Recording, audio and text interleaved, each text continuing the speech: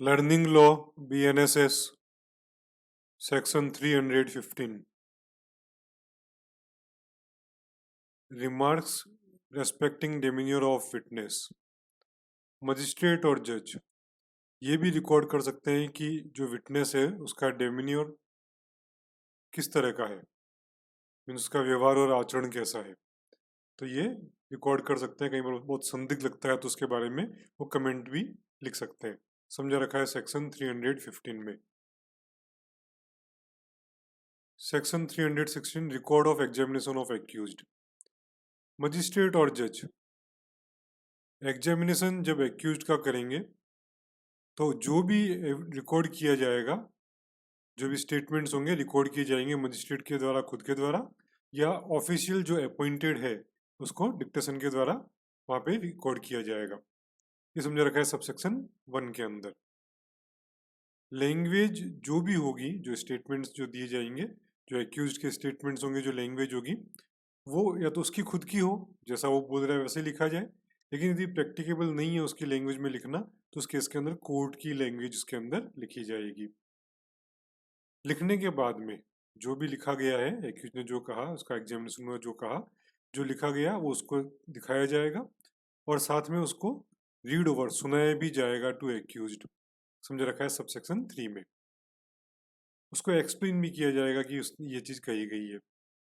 उसके बाद में एक्यूज्ड उसके जो आंसर्स थे उसमें कुछ ऐड करना चाहता है तो उसके पास ये लिबर्टी होगी कि वो उसके अंदर आंसर्स ऐड कर सकता है, उसमें कुछ एडिशंस कर सकता है। समझा रखा है सबसेक्शन 3 के अंदर।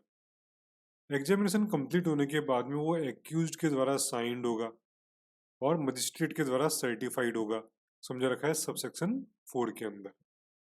इफ एक्यूज्ड इन कस्टडी, यदि एक्यूज्ड कस्टडी में है और उसका एग्जामिनेशन इलेक्ट्रॉनिक कम्युनिकेशन के थ्रू हुआ है, ऑडियो वीडियो कॉन्फ्रेंस के थ्रू हुआ है, तो उस केस में उसके सिग्नेचर 72 आवर्स में लिए जाएंगे।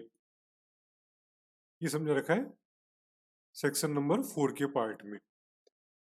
सबसेक्शन नंबर 5 में क्या रखा है कि ये जो भी प्रोसीजर है record of examination of accused, ये समरी ट्रायल्स में अप्लाई नहीं होगा।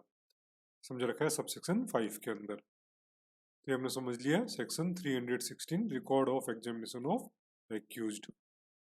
Section 317 interpreter to be bound to interpret truthfully. जो भी एविडेंसेज होते हैं कई बार दूसरी लैंग्वेज में होते हैं, कोर्ट की लैंग्वेज में नहीं है, तो उस केस के अंदर इंटरप्रेटर उसका इंटरप्रिटेशन करेगा सही तरीके से। वो बाउंड रहेगा कि वो सही तरीके से उसको इंटरप्रेट करे, है ना। एफिडेविट पे आप कह सकते हैं, उस पे एफिडेविट पे ये कहा जाएगा कि उसने जो भी किया है वो बिल्कुल सही इंटरप्रेट किया है। समझा रखा है सेक्शन 317 में। Section 318 record in high court. High court evidences of witness के या एग्जामिनेशन ऑफ एक्यूज्ड के किस तरीके से लिया जाए उसके रूल्स या मैनर डिफाइन कर सकता है। ये समझा रखा है सबसेक्शन 318 में। तो ये पावर है हाई कोर्ट की कि अपने जो भी सबऑर्डिनेट कोर्ट्स हैं जैसे सेशन कोर्ट और मजिस्ट्रेट कोर्ट, तो उनके अंदर वो किस तरह से रूल्स और मैनर एविडेंसेज और एग्जामिनेशन में होंगे उनका रूल्स बना सकता है। समझा रखा है सेक्शन 318 में।